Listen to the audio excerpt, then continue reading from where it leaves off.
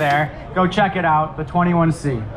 So for that 21C that's there, tell us about it. Tell us about the specs, tell us the engine, tell us power, everything. Absolutely. So this was a decade-long endeavor that started as a technology company, and we actually engineer, design, and manufacture for aerospace and defense and automotive. But we decided along that journey that we were going to create our own vehicles company. That was about 5 years ago, and it was ground up at that point. So we had earned a reputation for essentially doing the hard work, the engineering, the vehicle dynamics, the new technology that's in many of these vehicles, but most heavily featured in our own. And we said, what would be the power plant for this car? A strong hybrid. We're looking for ultimate performance, and fast forward a decade, we've got the fastest road legal, normal title, crash tested, road homologated hypercar in the industry today. That's pretty wild, brother.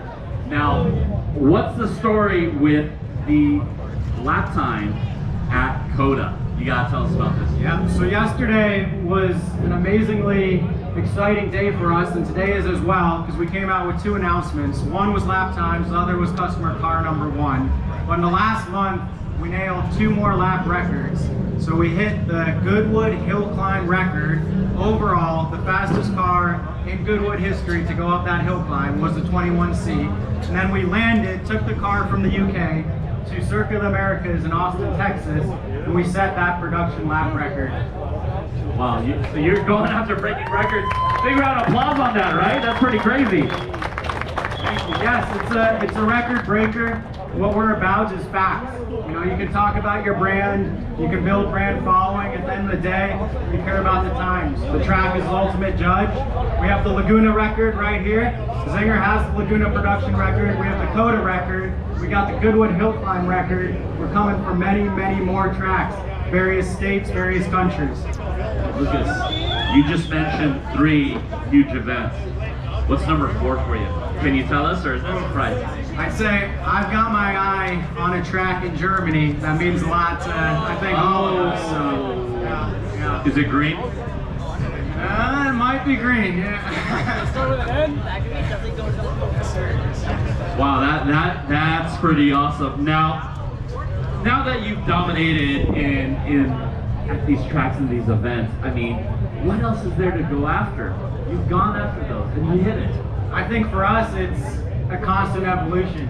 We've created a technology system which is really 3 pillars, and it's generative design software. That's a software engine that humans built.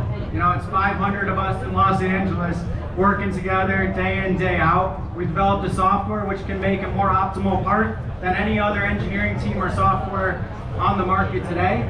Now that is functioning, which means we've got a critical advantage in our court to keep making the best parts in the world, and the best parts in the world end up making the best cars in the world. So for us, it's how are we going to prove out the rest of the 21C, more tracks, more lap times, customer experience, right? We delivered car number 1 yesterday. What are our customers going to say when they're driving this on the road? But then for us, what's the next generation from here? What's our next car? What's our next powertrain? How do we push this technology further? What excites me is we're accelerating every day. We've got 700 patents in the company today. We're filing patents at a faster rate now than we were 5 years ago, because that software is working, the additive is working, the materials, the assembly is all working together. Now, what would you say is the correlation between your aerospace background and the car background? Would you say they're strongly interrelated? I'd say yes, and fundamentally you're making composite and metal structures that are meant for high speeds. In aero, we see a little bit more CFD, right? Aerospace and defense. But we also see CFD work in the aero profile of these high performance cars. In vehicles though, when you're doing crash related work, then you have the whole non-linear side of the engineering world as well. And that software stretches across both. So the software we created, it can make the highest flying, fastest jet in the world, or it can make the 21C frame. Wow, that's pretty awesome. What else do you have as far as production-wise that you got coming down the line? Can you share that with us, or is it still top secret right now? I'd say top secret. I'll share a little bit though, which is we're in the hypercar space. We're dominating track times. We're going to stay in that space for a period of time. For us, we're making a vehicle, but that vehicle is much more than a car to us. It is a new technology that is meant to impact the industry for decades to come. In order to make that new technology, it takes engineering power, software power, it also takes capital.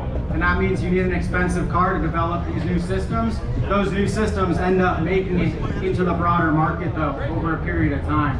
So I think about Czinger as the NASA of the car world, right? We're doing the most cutting edge developments, but eventually those developments make it onto the city car as well and improve everyone's experience. That's great.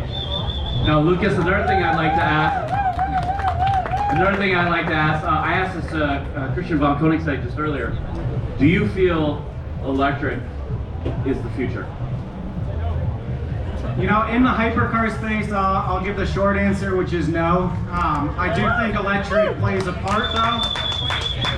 It plays a part in high-performance powertrains. Our vehicle is a strong hybrid. It's got 2 electric motors, an MGU in the middle, and a big V8. We're small displacement, but very powerful V8 in the rear. So you want electric where it makes sense. Small battery packs, lightweight, the torque, the all-wheel drive. We have the V8 for the consistent power.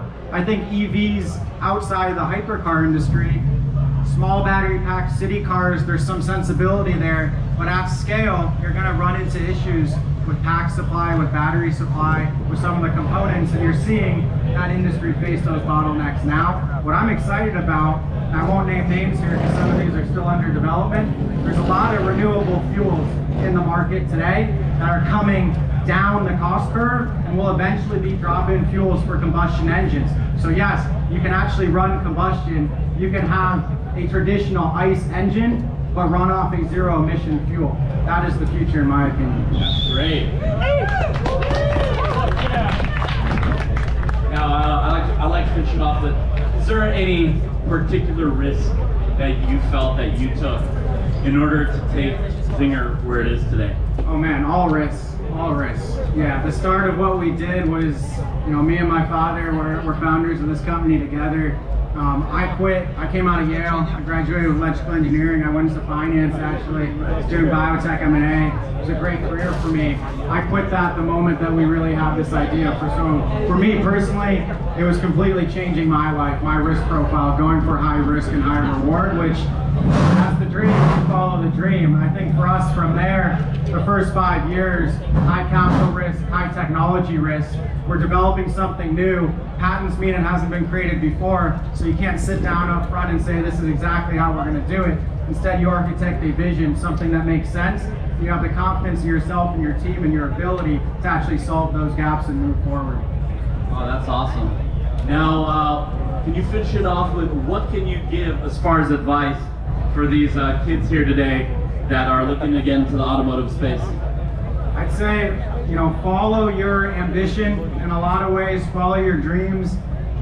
Look at what you personally are capable at and then expand that horizon. Don't limit yourself to what you initially are, but rather grow that and then look for the most applicable place to actually apply yourself. So be that a first job that you're only doing to get somewhere else, or be that going straight for what you actually want to do off the bat. Have a strategy, live your life on a mission.